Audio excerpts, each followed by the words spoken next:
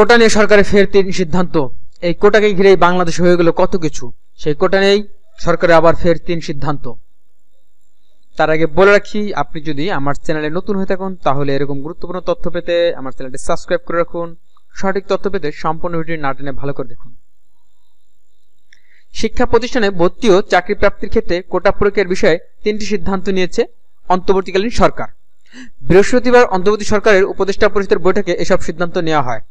তেজগাঁয় প্রধান উপদেষ্টার কার্যালয়ে এই বৈঠকে সভাপতিত্ব করেন ডক্টর মোহাম্মদ ইউনূস।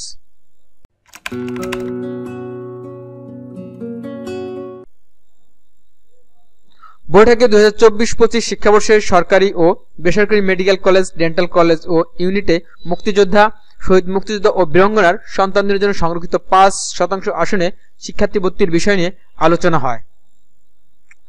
বৈঠকের সিদ্ধান্তগুলো হলো: উপদেষ্টা পরিষদের বৈঠকের আলোচনা অনুযায়ী স্বাস্থ্য, শিক্ষা ও পরিবার কল্যাণ বিভাগ, আইন ও বিচার বিভাগ, শিক্ষা মন্ত্রণালয় এবং মুক্তিযুদ্ধ বিষয়ক মন্ত্রণালয় এ ব্যাপারে প্রয়োজনীয় কার্যক্রম গ্রহণ করবে।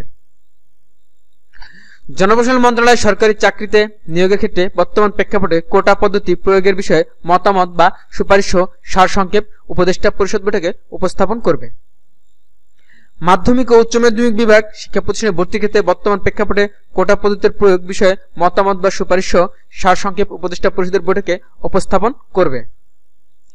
প্রিয় ভিউয়ার, ভিডিওটি ভালো লাগলে লাইক, কমেন্ট ও শেয়ার করতে ভুলবেন না। আপনার কোনো মতামত থাকলে জানাতে পারেন কমেন্টে। যেখানে শেষ করছি, সকলকে ধন্যবাদ।